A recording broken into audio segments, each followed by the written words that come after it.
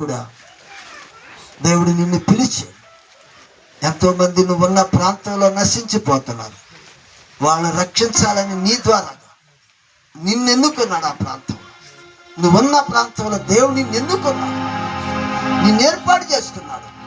ఆ ప్రాంత ప్రజలు నీకు అప్పగించాలని. కానీ దేవుని పాదాల దగ్గర కూర్చో, ప్రభువా నన్ను ఎందుకు ఈ స్థలంలో ఎన్నుకున్నాడు?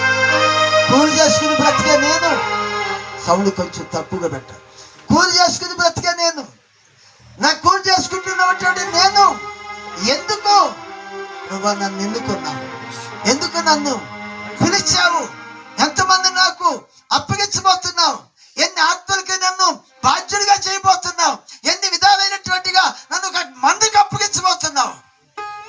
నాకు మంద ఎడల నాకున్న భారం, మంద ఎడల నాకున్నటువంటి బాధ్యత, మంద ఎడల నాకున్నటువంటి ఆలోచన, మంద సంఘాన్ని నీకు అప్పగించినప్పుడు సంఘం కొరకు ప్రాణం పెట్టాలి. సేవకు యేసు ప్రభు పెట్టాడు, దావీదు పెట్టాడు, మోషే పెట్టాడు.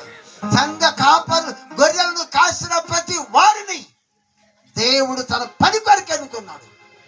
వాళ్ళ చేత చరిత్రను సృష్టించాడు. కారణం వాళ్ళు అనుదినము ఆయన పాదాల దగ్గర కనిపెట్టుకున్నారు, ఆయన చిత్తం కోసం కనిపెట్టుకున్నారు. ప్రభువా గతించిన నెలలో మా ఆలోచన ఇది, మా ఉద్దేశానిది, మా చిత్తం ఇది. సహవాసంలో నాయన, కుటుంబంలో నాయన, సంఘములో ప్రభువా నీ కొరకు మేము సిద్ధపడాలి. అనేక మందిని సిద్ధపరచాలి. ప్రార్థన చేయి సహోదరి, ప్రార్థన చేయి సహోదరుడా. విశ్వాసిగా నువ్వు ఉండవా?